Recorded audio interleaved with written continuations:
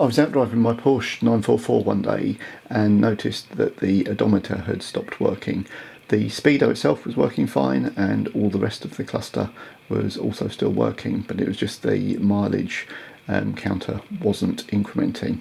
On further investigation, it appears there's a cog in the back of the Speedo unit and the teeth can wear off of that due to the age and plastic starting to degrade. There is a fix where you can buy a new cog and replace it, but you do need to be able to count the exact number of teeth that are on the original one to make sure you match up the replacement. I bought the replacement one for mine from a place in the UK called Design 911, but I believe other shops also have these cogs available.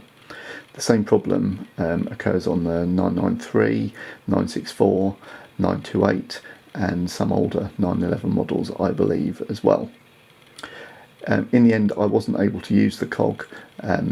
I tried to get the unit apart, managed to get it out of the car successfully, but the needle broke as I was trying to remove it to be able to get to the cog behind it for replacement.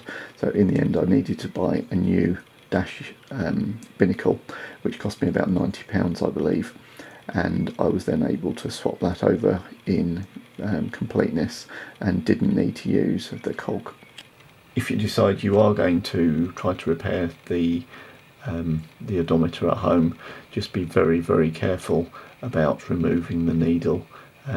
Like I say, it is very fragile and the metal in my case broke off, so the remains of the needle was actually left in the hole and it wasn't then possible to remove that, and you weren't able to buy a new needle to go in anyway.